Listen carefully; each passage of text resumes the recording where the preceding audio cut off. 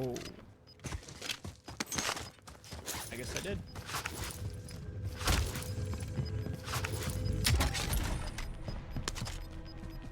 You've got gas inbound. Safe zone relocated.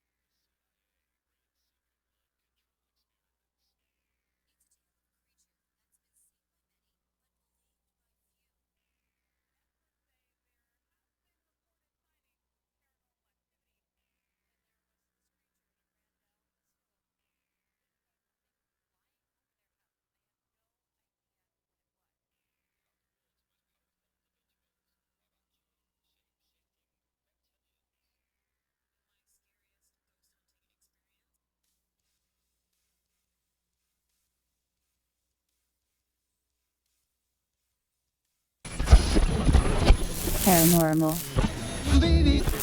That cannot be explained by scientific methods. Told of a creature that was 6.5 to 7 feet tall. The CIA ran secret mind control experiments.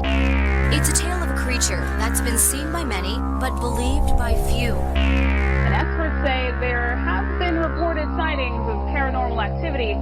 And there was this creature that ran down this hill. They say something was flying over their house and they have no idea what it was. How the world's most powerful individuals are actually shape-shifting reptilians.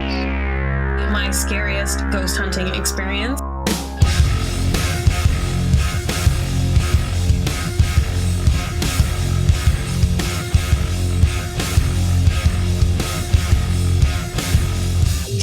Jason and JV. You want answers? I think I'm entitled. You want answers? I want the truth. You can't handle the truth. Can't handle the truth.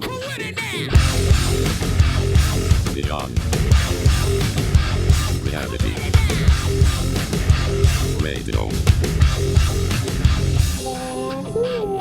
It's Thursday on the West, Friday on the East. Many of you are stuck somewhere in between. Welcome to Beyond Reality Radio with me, Jason Hawes, and the always awesome JV Johnson. Well, I don't have to say this because I know that everybody knows we're thinking about it, but we need to say it anyway. And that's, of course, our sympathies and hearts go out to all the folks ravaged by what turned out to be a monumental storm.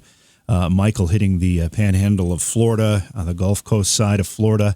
and it just continues to dump rain everywhere. But man, that was something. Yeah, there's still 1.5 million people without power. There's been 6 confirmed dead so far, but we expect that number to rise because there's a lot of areas that they just cannot get to at this point. And our hearts go out to everybody, and just know that you're all in our thoughts, you're in our prayers, and just please stay safe out there and keep on fighting. And everybody who can help out, please do. I don't know what else to say about that, other than, it's just another tragedy. We seem to have these pretty often, and we seem to talk about this stuff quite a bit, whether it's this type of weather type event or it's a shooting or something like that. It's just really, really, it makes you, be thankful every day that you don't have to deal with something like that in your own personal lives. But I do know that there are ways that people can donate to victims and survivors and those that are homeless because of this storm. And, I think if you go online to the Red Cross, they have a very easy way you can donate and help out. And I would recommend people do that if they can. Oh, absolutely. Yeah, please do. So, and on that note, again, our prayers go out to all of you that have been affected by this, and just stay strong. We do have a great show tonight. And also, hang on, I would like to welcome, and they haven't started yet, but we're going to be adding Fresno, California, KGED, in the next few days to the Beyond Reality Radio family. So welcome aboard. It'll be nice having you there. That'll be Fresno, California. If you haven't yet, head over to facebook.com/Beyond Reality Radio. Like the Facebook page for us. Then head to beyondrealityradio.com, where you can find all the stations we are on across the country. The list is constantly being updated, so check it often. You can also download the smartphone apps, which allow you to listen live, catch a show all on the go. Or any night we're live, just feel free to go to the website and click the Listen Live button. You can listen right there from the website while browsing online and doing other stuff. Yeah, and tonight we're going to be talking about something that's going to be new for both of us, Jay. Our guest, Dr. Raymond Keller, who is a retired history professor, I believe. He's also an author. He's written many books on the planet Venus. And we're going to be talking about the Great Venus Conspiracy and the fact that there possibly are, according to Dr. Keller, Venusians living among us. So it's definitely going to be interesting. Now, I've always been interested in Venus. Of course, it's we're the third rock from the sun. Venus is the second rock from the sun. It's the closest planet to us, and so and I know we've sent probes there before, and of course they don't. It doesn't look like a very livable area. So I don't know. It's going to be an interesting conversation tonight.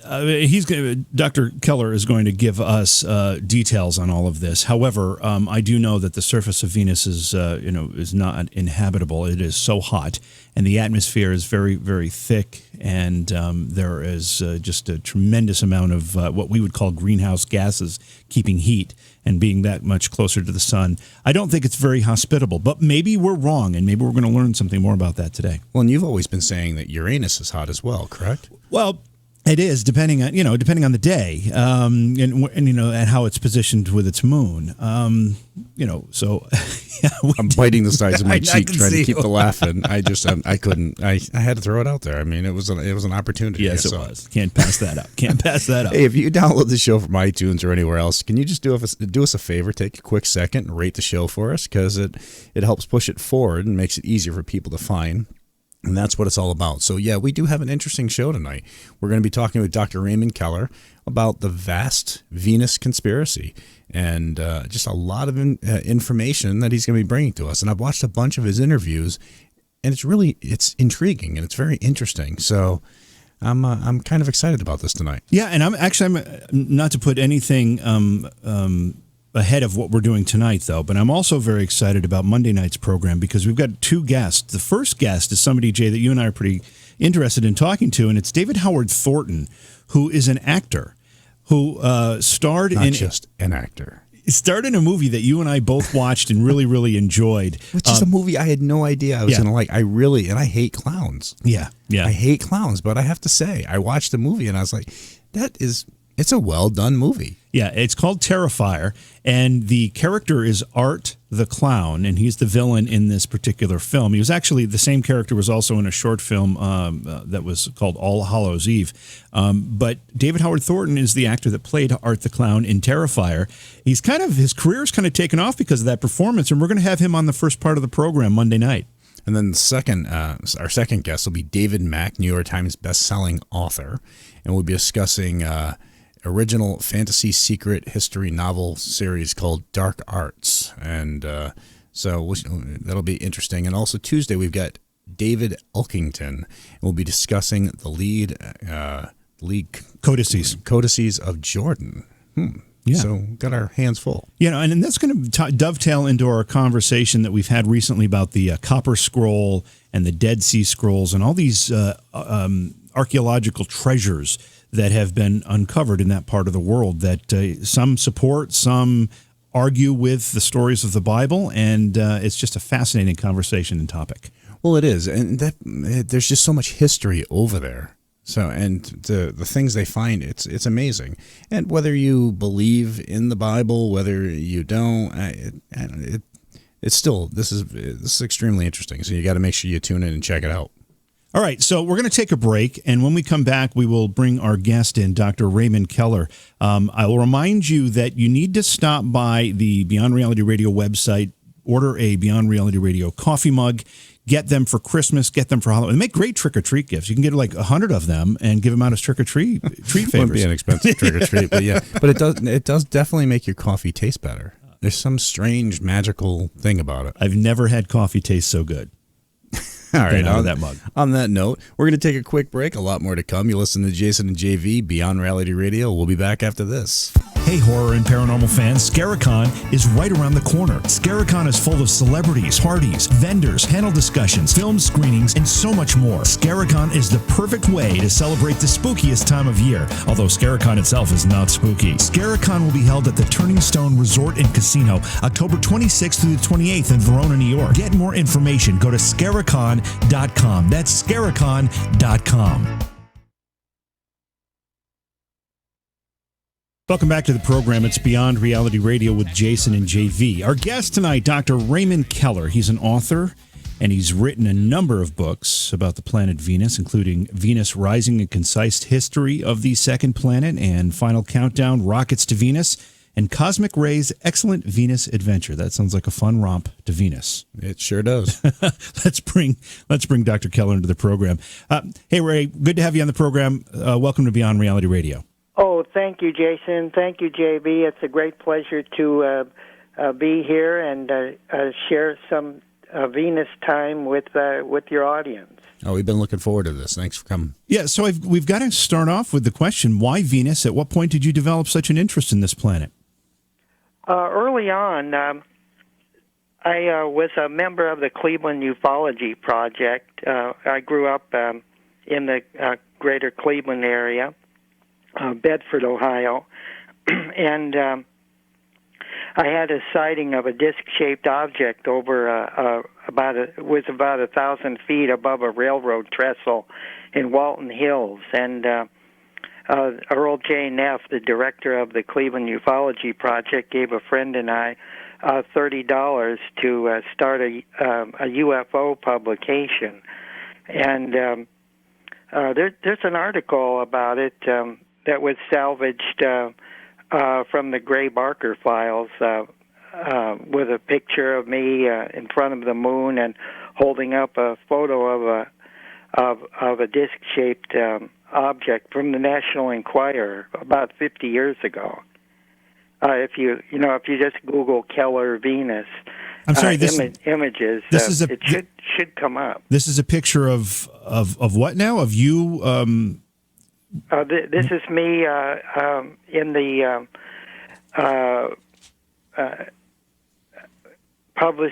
beginning my publishing career as far as ufology and the paranormal goes.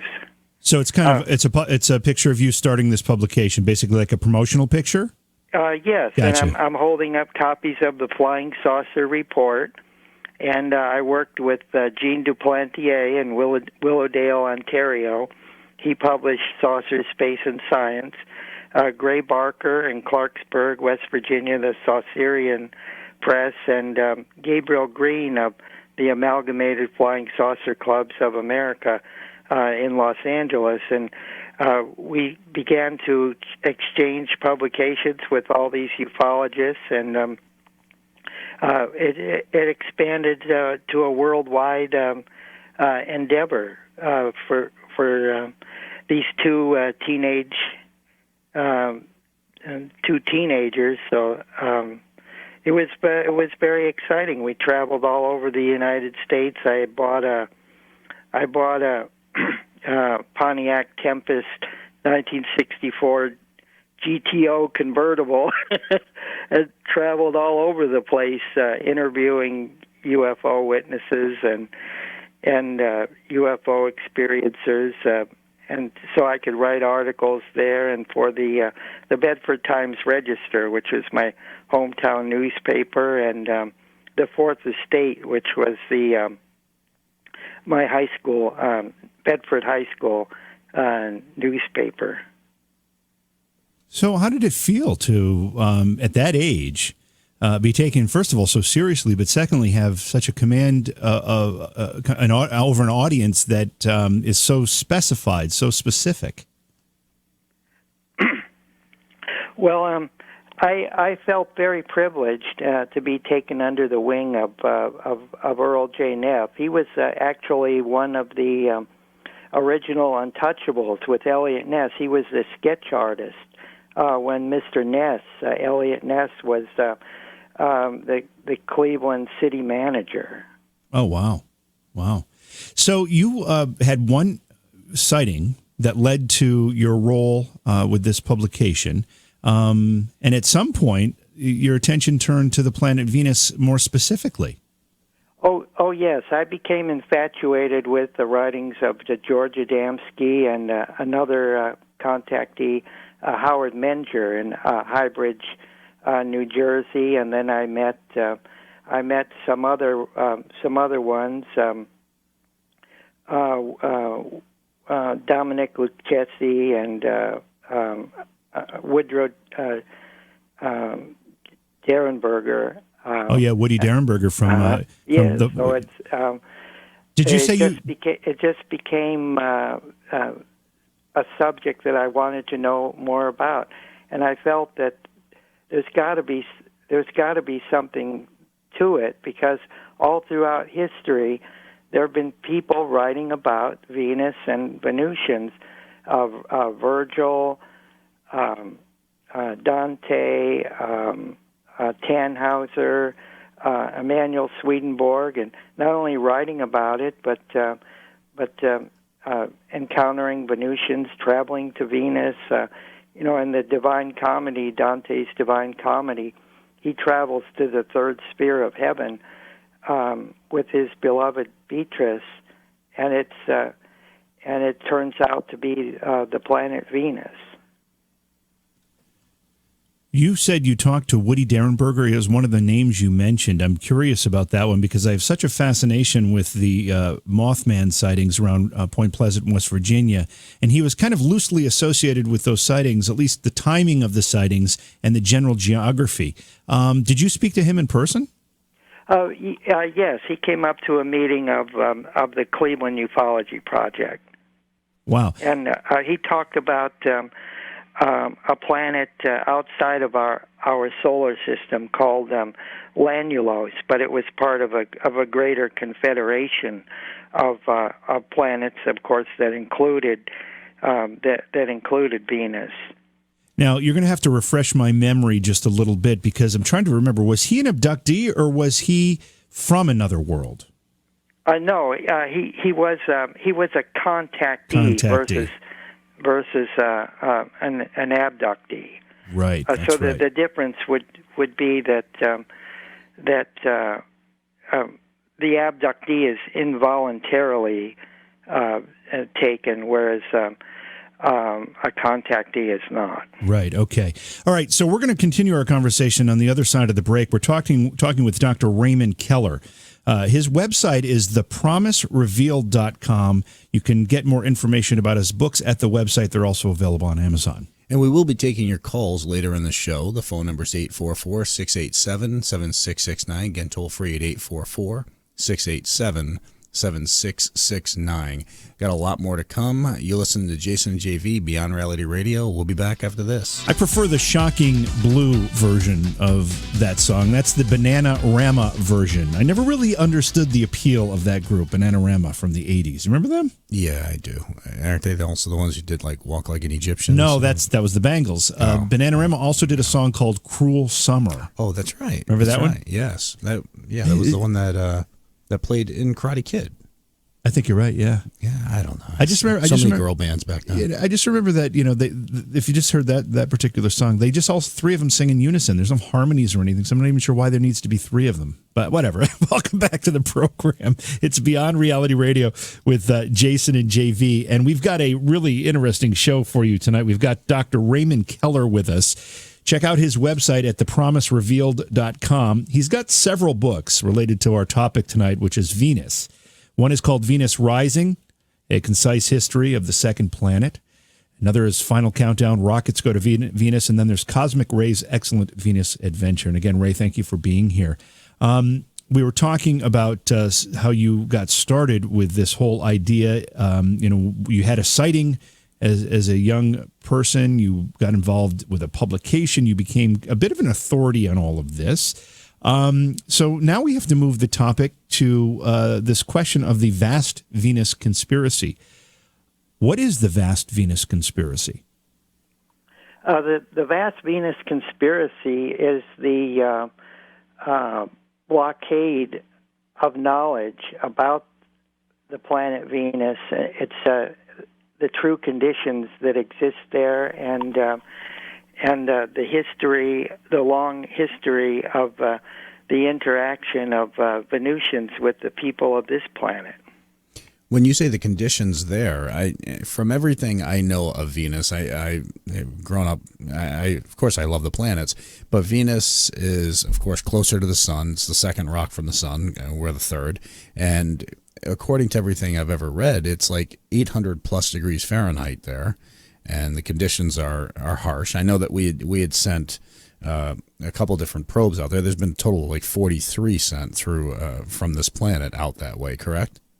Yes. In fact, that's more than any other orb or sphere. And if it was really true that there was nothing there, and they really cared about the taxpayers from the 4 different countries that sent probes there, why wouldn't they send more of them to Mars? Okay. So, what would be the reason to send them to Mars instead of Venus? Well, that's my question. Why would they? If they thought Venus was this dead, lifeless world that nothing could exist there, why would they send 3 times as many probes to Venus than any other sphere, including the Moon or Mars? Yeah, and I understand that. I know that initially we had sent in 1962 we sent the Mariner 2 there. Yes, we sent the Mariner 2, and which is very very interesting because it wasn't very comprehensive. Its analysis that created this initial impression that life couldn't exist there. For example, it only took 3 sporadic measurements for temperature from a distance of 121,000 miles out, and that they were just measuring the limb of Venus, and they were measuring electrical heat and not surface heat. So they were measuring the heat in the ionosphere, electrical heat generated from lightning storms. Okay. And then in 1970, we sent the Venera 7, which actually landed on Venus. Yes, that's true. And we were very concerned in the higher echelons of the U.S. government because we had a secret project called White Stork, Project White Stork, out of Alabama, and I have the reports and everything, and they were monitoring our scientists and Air Force and intelligence personnel were monitoring the various Russian scientists like Kozyrev and others to what they were really finding out about Venus. And so in my book, my second book, The Final Countdown, Rockets to Venus, I tell you what's in Project White Stork's report, and as well as the findings from the Russian scientists. But the Venera 7 really, even though it landed there, it couldn't get any good images due to the cloud issues and all that, I believe, right? Oh well, they did get some good pictures, and then with the later ones like the Venera 14, and then some NASA scientists did a composite of the pictures, and they're not really available to the public, but you could see one of them on the Planetary Society's website, and it actually looks like a scene from a mesa up in New Mexico. Okay, well, yeah, and that's not uncommon, I guess. But that's why Jason and JB. That's why I call NASA NASA never a straight answer. That's the new acronym for them. I mean, that's probably perfect. Anybody tied into the government that much. But it wasn't until 91 when we had the Magellan orbiter that we were able to get some good high definition pictures, correct? Yes, and we got some photographs that show cloud formations around Venus, much like on the Earth, and Venus in a blue hue looks like it truly is a twin planet to the Earth. Venus has a hard terrestrial surface. It has an atmosphere, and it's approximately the same diameter as the Earth. It's only 217 miles less in its diameter. So, in comparative size, that's the closest planet in size to the Earth. And at its closest approach, it's only 26 million miles away. So it's right under our nose, and there's a lot more to Venus than people have been given it credit. Well, and it's one of very few planets out there that actually spins opposite of the Earth.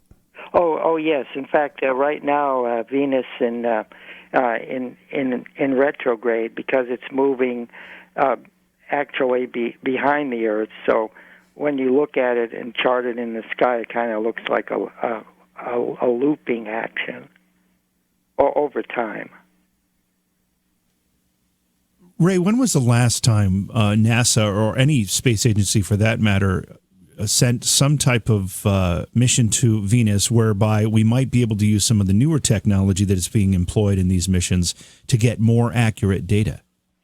Well, in 2016, the Japanese sent the Akatsuki probe, and it took some really spectacular photographs. And the recent NASA solar probe is using Venus to create a slingshot effect to push it out toward the sun. So it'll be looping around the sun and Venus for maybe 5 cycles. So when we talk about a conspiracy, what we're really talking about here is that there's information, which would be actually rather spectacular information, that's being kept from us by the governments of the world in relation to what's actually happening on the surface of Venus? Yes, that's right. And I produced documents from some obscure Soviet journals in the Rockets to Venus, showing that certain portions of the surface measured 84 degrees Fahrenheit, and that the diamagnetic properties of the gases in the Venusian atmosphere allowed for the presence of oxygen at the lower levels, and also the Soviet probes and even the earlier Mariner probe indicated that an atmospheric pressure of only 6 to 8 times as great as the Earth versus the 93 times that they're telling us now. And what's the intention here? Why would this conspiracy exist to begin with? What are they afraid of? Well, I think that they're afraid of not only Venus, but the other planets in our solar system.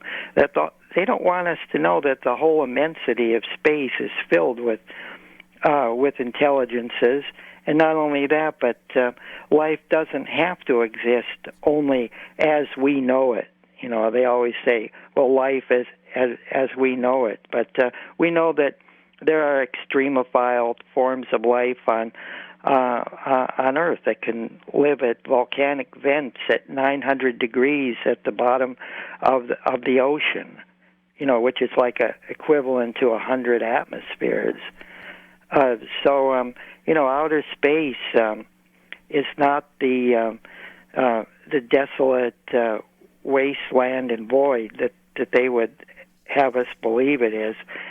We've got a lot of cosmic neighbors out there, and all the contactees from George Adamski, Howard Menger, Truman Bethlehem, Daniel Fry, they were all telling the truth and about Venus and about the presence of a greater galactic federation out there in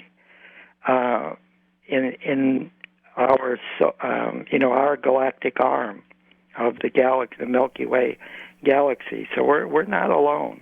Well, but if NASA knows we're not alone, why hide it? And the reason I'm asking is because you'd think that if they put the word out there, that everybody out there would be more than willing to try to financially support NASA and their ability to actually get out there and make contact with this stuff, correct? Yes, but they may have been worried about the societal implications, the political and socioeconomic implications of discovering other forms of life. We know, for example, that here on Earth, when civilizations have encountered each other for the first time, usually one of them, the less technologically developed one, will quickly crumble. Like the Aztecs and right, and so or in Asia and Africa and the developing world generally. Yeah, it's why the British Empire had 3/4 of the landmass of the known world at one point. We're going to take a break. We're going to continue our conversation with Dr. Raymond Keller. Again, his website is thepromiserevealed.com. And we'll be opening up phone lines next hour at 844-687-7669. Again, toll free at 844-687-7669. You're listening to Jason and JV, Beyond Reality Radio. We'll be back. Welcome back to the show. It's Beyond Reality Radio with Jason and JV. Our guest tonight, Dr. Raymond Keller. He is an author and a researcher, and he's written several books on the planet Venus, and the vast Venus conspiracy is what we're talking about tonight. The Promise Revealed is his website, promiserevealed.com. Visit that. And I want to get back to this, the idea of the government withholding information from us that would indicate that there's a lot more going on the planet Venus than we would be led to believe. Now, you know, this kind of picks up on a question that was asked before the break, but we're sending probes to Mars, and at least on the surface, it seems like NASA and the U.S. government and other governments involved are eager to explore and determine whether or not there's life or there was life on the planet Mars. Is this the same kind of charade going on there that you're indicating might be happening on Venus as well? Yes, because I believe that all the planets of the solar system are either inhabited with indigenous life or they're colonized by other extraterrestrial races. And you did make an interesting point about Venus, because one of the arguments has been that the air pressure, the atmospheric pressure is way too high for life to exist. But we've just found at the depths of the ocean creatures. These are new species to us that are living there that withstand similar, if not greater, pressures on their bodies, and they've evolved to be able to handle that pressure. Oh yes, and bodies will evolve and conform to the planetary conditions that they find themselves. Well, and let me ask this then. If the pressure is 92 times that of Earth, if these Venusians were here, wouldn't they be huge compared to their normal size, I guess? Well, I don't believe that the pressure is 93 atmospheres. You said actually there was evidence that it might be only 3 times. Yes, and in places, because even on the Earth it's much less in the mountains like the Himalayas, or so it would vary, and I don't believe that it's as bad as they make it out to be. I mean, all you have to do is go up or down a good-sized hill when you're driving your car, and your ears will pop. So that'll tell you how quickly the pressure can change. We have to go to break here in just a minute, so I'm just going to ask you a question. I only want a yes or no answer to the question, and then on the other side of the break, we'll get into the details of your answer. And the question is there Venusian life on Earth? Oh, yes, there is. Okay. All right, so that gives us a good teaser into the next hour, which we will open up your phone line, or open up the phone lines for your phone calls for as well. The number is 844-687-7669. This is getting very interesting. We're talking with Dr. Raymond Keller about the planet Venus and extraterrestrial life. Is it on Earth? Is there life on Venus? Do we have humans on Venus? Another question we'll answer in the next hour. It's just starting to get interesting. I think the next hour is going to be crazy. So if you haven't yet, head over to facebook.com/Beyond Reality Radio. Like the Facebook page for us. Then head to beyondrealityradio.com. Find all the stations we are on across the country. Download the free smartphone apps and so much more. We're going to take a quick break. A lot more to come. You'll listen to Jason and JV, Beyond Reality Radio. We'll be back after this. It's Thursday on the West, Friday on the East. Many of you are stuck somewhere in between. Welcome to Beyond Reality Radio with me, Jason Hawes, and the always awesome JV Johnson. So during the break, I was scanning through some of these images from the surface of Venus. And it's, ever see any of those old movie serials, like I'm trying to think of something, Commander Cody, or any of those that were at these black and white things they used to play before films in the movie theaters, and they'd show them on TV every once in a while. You ever see any of that stuff that was related to space travel?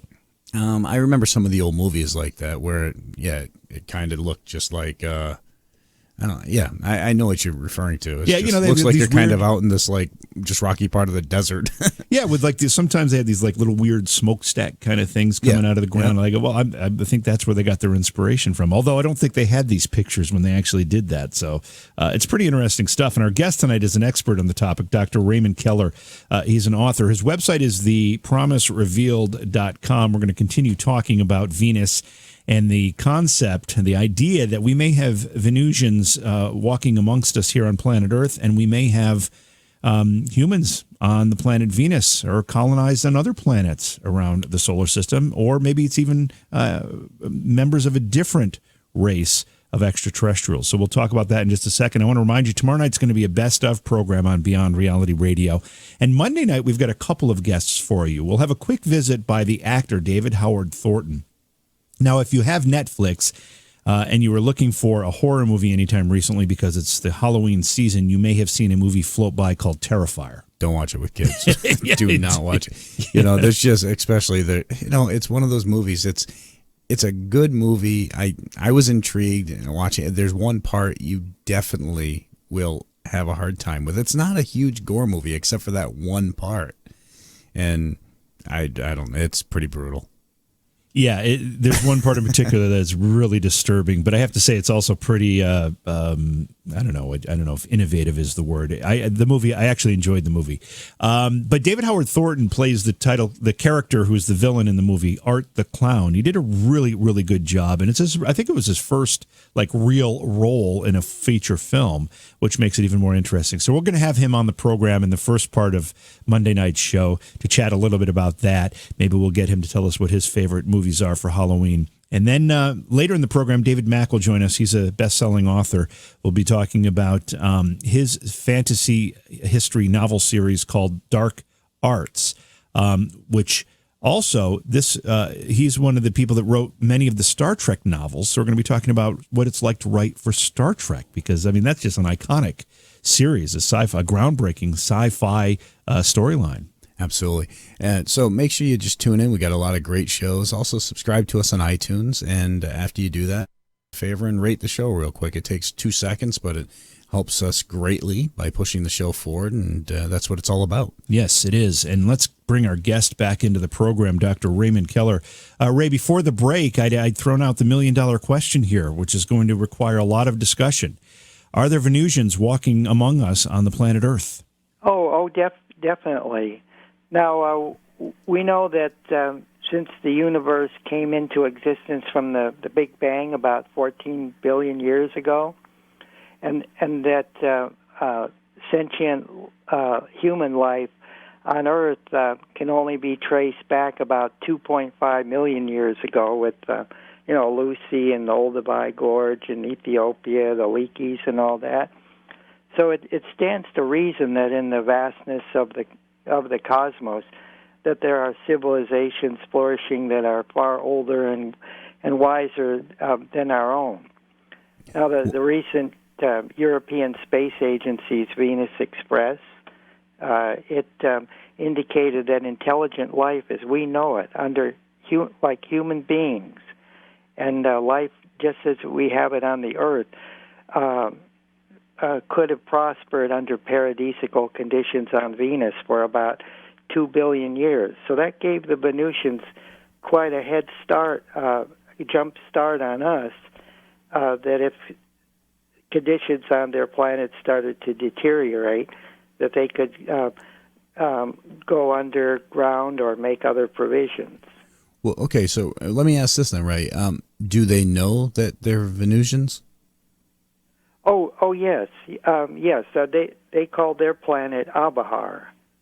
That's their name for it. It means planet of the bees because they share the planet with another sentient form of life, which are these very large bees. Okay, so a hive collective. But they know they're from Venus and they walk around on Earth. Do they look just like us? Oh yes. There's some slight differences, but they live and work among us, going back countless millennia, since prehistoric times, in fact. And how has this been kept a secret for so long, and why hasn't anybody broke the cycle and come out and said, I'm really a Venusian, and I'm here on Earth? Well, given the primitive conditions of life here on Earth, they'd probably be attacked, dissected, and it wouldn't serve any good to. So they work behind the scenes to foster more peaceful conditions here on the Earth.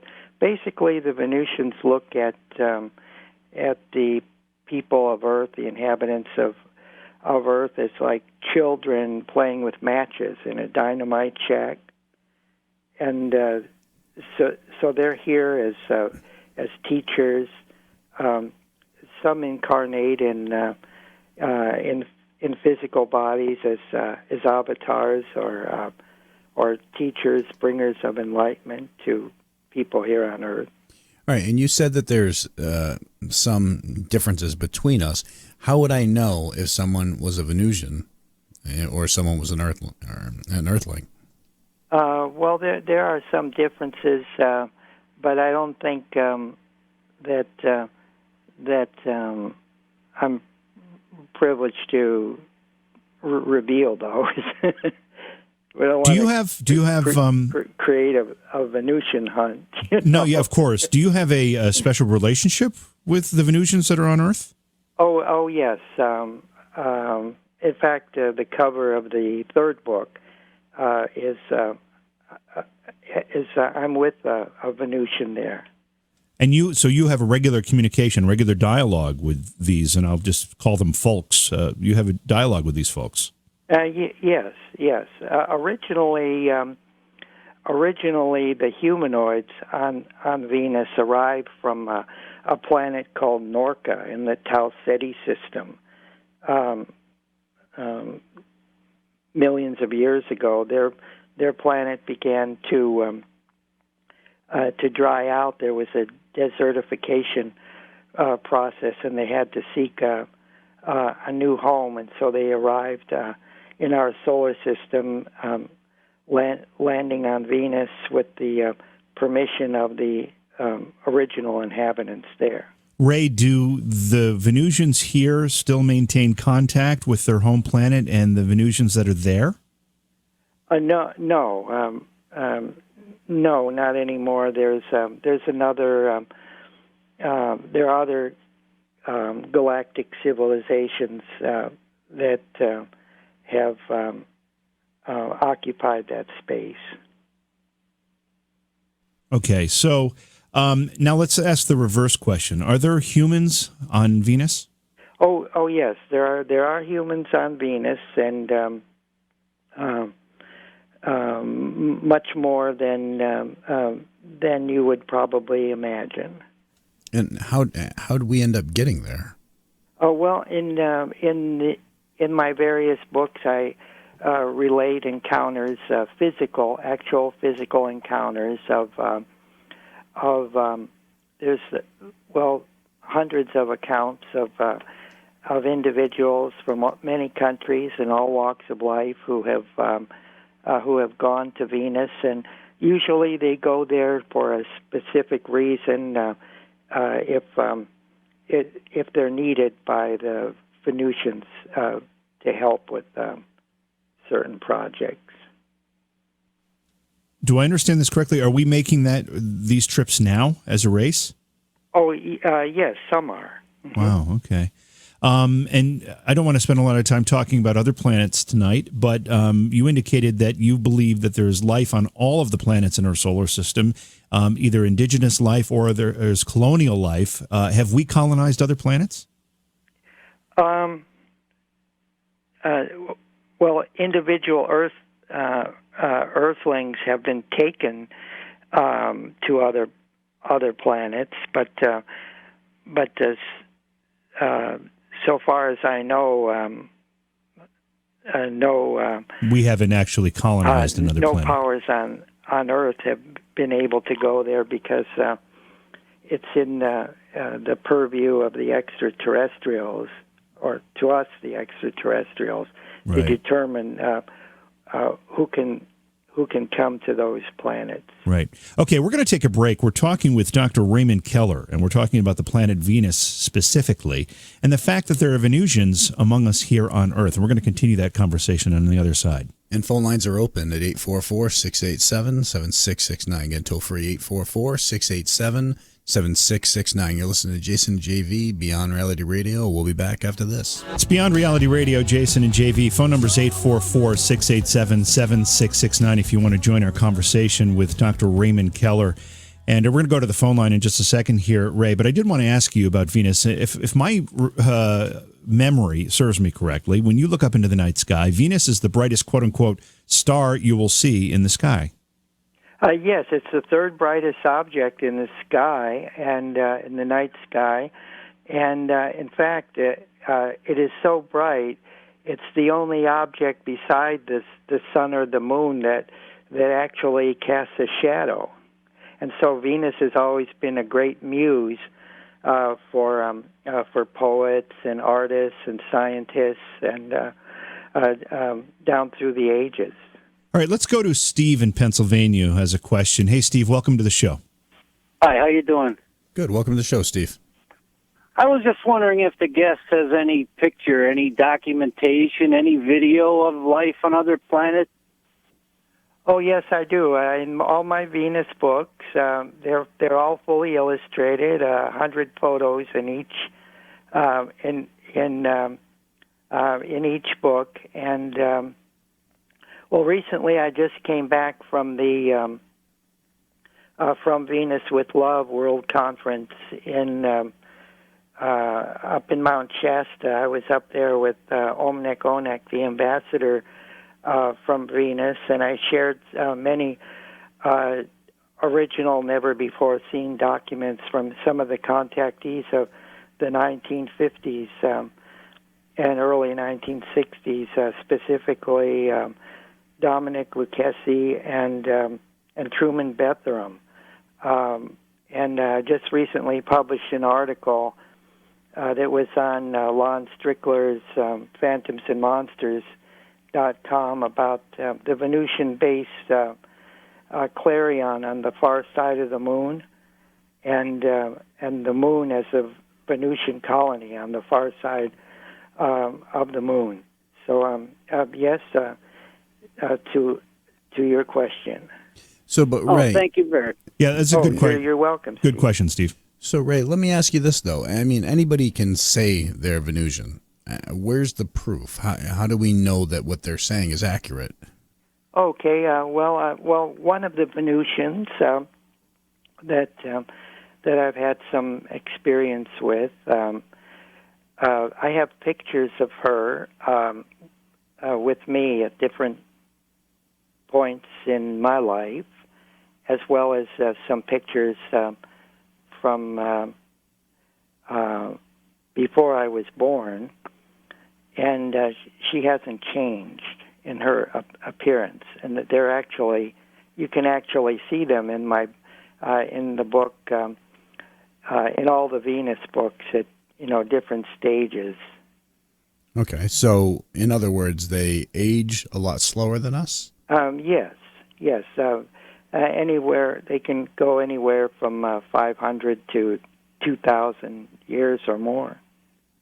Okay, well, and if they were lasting that long, and of course reproducing and so forth, you'd think that eventually there would be more Venusians on this planet than there would be actual Earthlings or humankind. Correct? Well, they're here in about I would say about 4,000 to 5,000 at any given time. Oh, so there's only 4,000 to 5,000. Yes, the Sufi mystic Rumi, back in the 13th century, he had a lot to say about Venusians and angels, as did Billy Graham. They both. Well, I know Billy Graham said that angels and aliens were one and the same. Correct? Yes, exactly.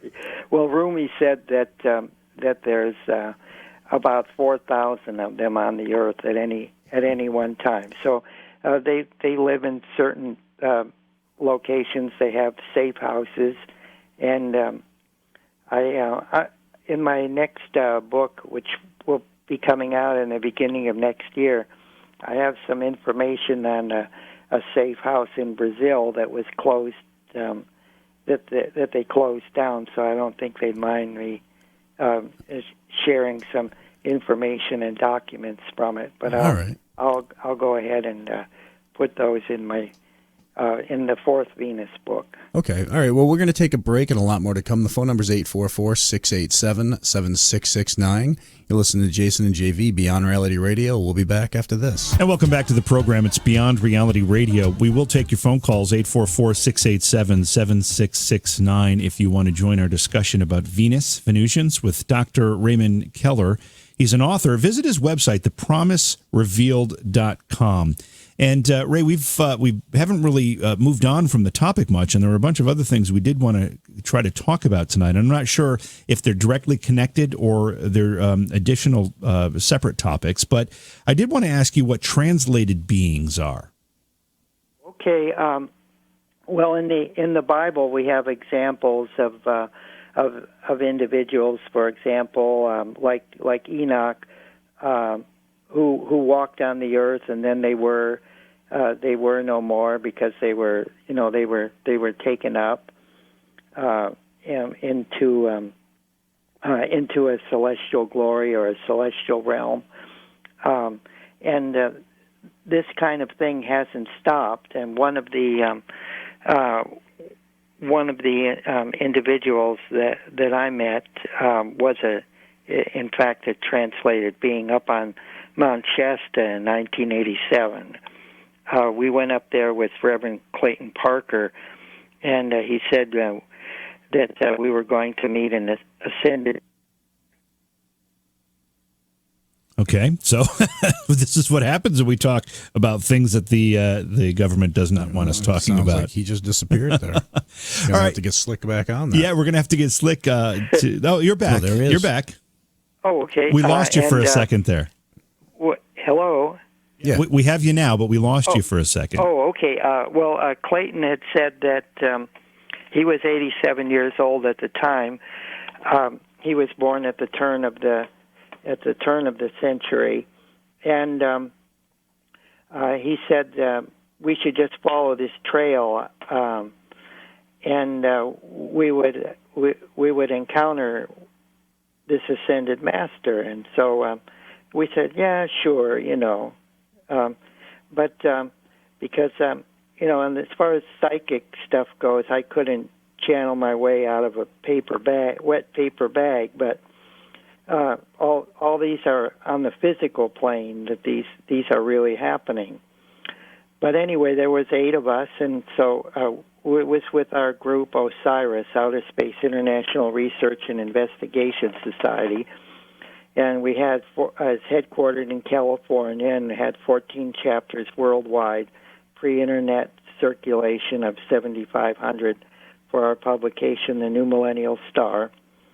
But we went up there anyway, and we got tired, and we sat down by this outcropping of rocks and to get a drink from this cool mountain spring that was coming out of the rocks. And a woman materialized. She was just a teenager, and she was wearing a white jumpsuit with a gold braid on it. She had kind of reddish hair. And she said her name was Lady Ankara, and that she was that we were standing with her, that we were bilocated on a planet called Balaton in the Sirius star sector, as well as Mount Shasta, and she said she was there to answer. She knew why we were there, and she was going to answer our questions about flying saucers. And she told us all about the Venusian colony in the Sirius star sector. And she said if we looked up the side of the mountain, we could see these mantid beings that were from 5 to 15 feet. And we saw them. And she said that the inhabitants of Balaton, the women, it's a matriarchal society because the women can communicate with the mantids who control these stargates and open and close the stargates. And she said that Balaton was about 3 times the size of the Earth, and it was mostly mountainous, like the region we were at in Mount Shasta, California. And we were blown away. And Kay Studstrup was in our group, and she we held meetings at her house or Clayton Parker's house, and but she asked if she could take a picture of Lady Ankara and with the group. And so Lady Ankara stood in the middle, and she took this picture. And when we got back to Salt Lake City, to Murray, Utah, the suburb, to a 1-hour photo mat, the picture came back, but we were all in it, but Lady Ankara wasn't in it. It was like like maybe she's a lighter density or something, and the light just went right through her. It was really amazing. We were all blown away, and then Clayton said, "Do you know who that was?" And we said, "No. Who was that?" And he said it was Annalise Guerin, who is his friend. She was born in 1898 on the 7th day, the 7th hour, and the 7th month. And she had written 9 books about esoteric subjects before she physically translated and was taken up to Venus. Wow. We're going to run out of time soon, Ray. I do want to go back to the discussion about Venusians being on Earth. Do we have anything to fear? No.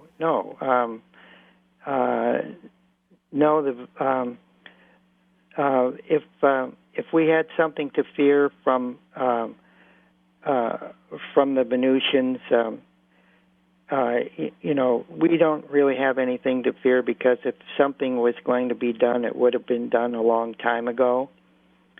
And they're here to watch us and guide us in our development. As you know, there's a Russian scientist, Kardashev. He came up with a scale of galactic civilizations that when a civilization can make it to a type 1, they have a unified political system, and they've attained a level of peace, and they can utilize energy at a planetary level. But we haven't even arrived at that stage yet.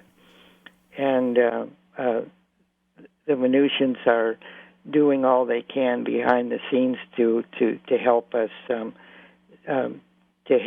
survive, because there are many civilizations out there that never quite made it. So then all the reports that we've heard of Venus, and it's the claim that it's 800 plus degrees Fahrenheit, it's just, and all these other things, you don't believe any of that that's come from NASA is accurate? No, I don't believe it's accurate. Well, and I know Venus has always been considered Earth's sister planet. Why do you think that they would give us information saying all these negative things about Venus if it was inhabitable for humankind?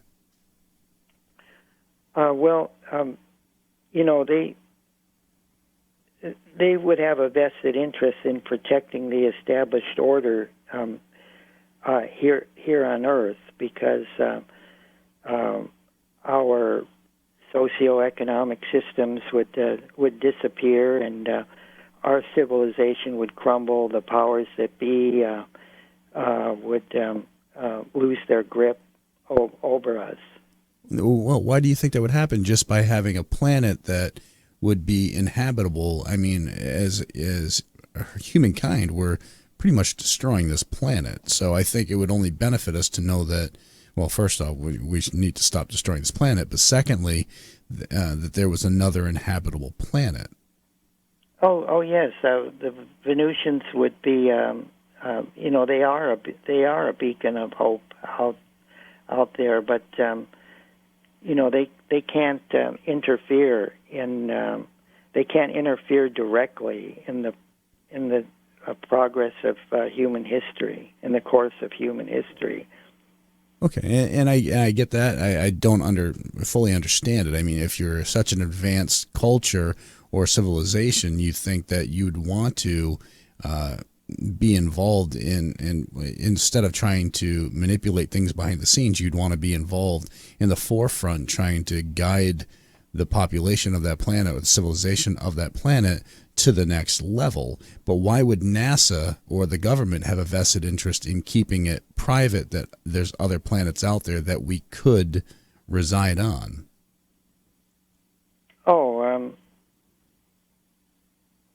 Well, I think that just the fact that it would reveal their presence there, but why is that a bad thing? That would be a big game changer. I don't think it's so much that whether we believe in Venusians or not, but whether we believe in ourselves. Well, yeah, I guess I'm confused on why that would be a bad thing. No, I mean we've got these satellites out there, we've got these probes out there. We're looking for the possibility of other inhabitable planets, other life out there. Why not admit to, oh my God, we found, even if you don't say we've known about it for 50, 60, 70 years, just say we found we found life, we found intelligent life. Yeah, I guess it's the whole thing about disclosure, and it's only going to come about on an individual basis for the time being, as people have experiences with extraterrestrials, and more people see their spacecraft in our atmosphere. Then when enough people demand the truth to come out, it will. But I also foresee that instead, the spacecrafts in our atmosphere will bring a presence of fear, of dominance, of, oh my God, they have technology that's far beyond us. But to actually have people that are already here on this planet come out and say, hey, we're from Venus, and this is our proof to show that, and we're here to help you, and we've been here for this long. I think that's sort of, it might be an eerie factor, but it sort of takes away the fear factor of them hovering over us in a spacecraft. Would they want to do that? Would they want to be in the position of having to be overlords of a planet? Well, I mean, if you're working behind the scenes, develop on our own initiative and our own accord, so that we could take our rightful place in a galactic federation. But are we actually doing that on our own, though? I mean, if they're working behind the scenes, are we actually doing that on our own? Because they're working behind the scenes in getting us to that point. So we're not actually doing it on our own in the first place. Well, they're giving us a nudge in the right direction. Okay. But they're not actually taking us.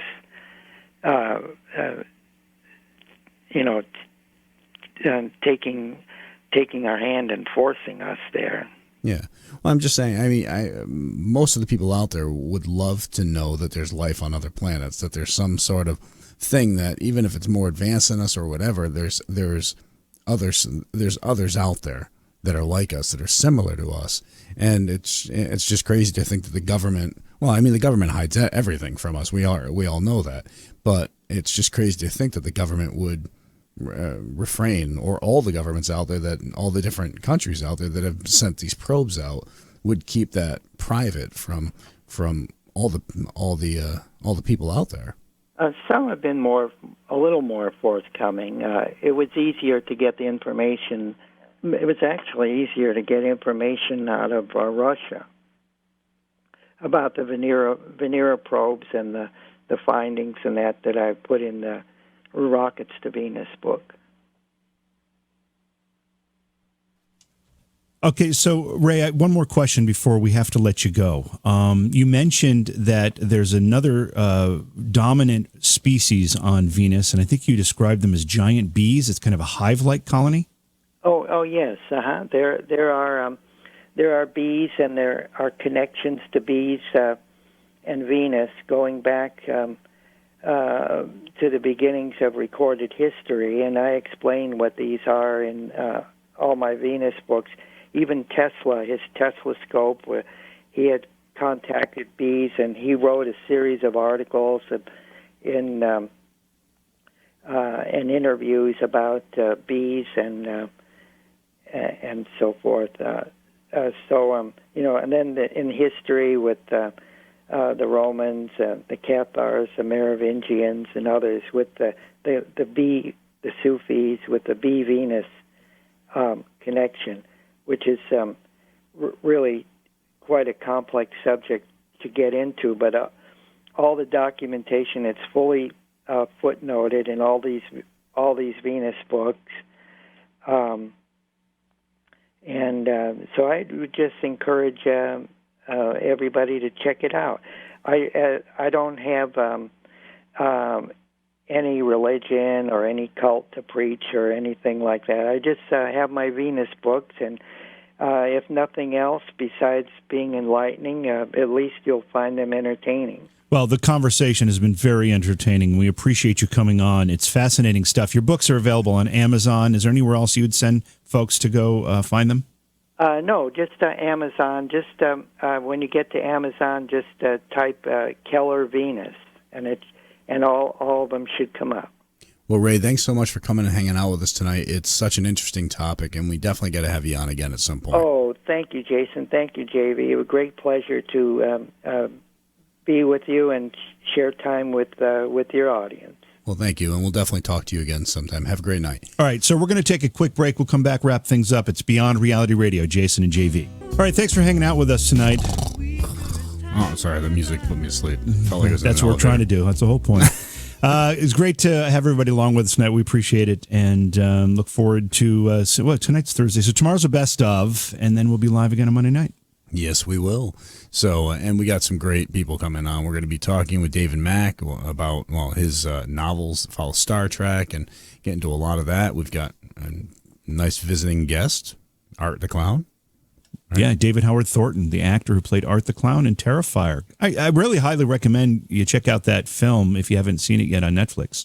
Yeah, and do us a favor. Make sure you subscribe to the show on iTunes and rate it for us. It helps push it forward, makes it easier for people to find. And remember, Facebook.com/Beyond Reality Radio. That's going to do it for us tonight. You listen to Jason and JV. We'll catch you all soon.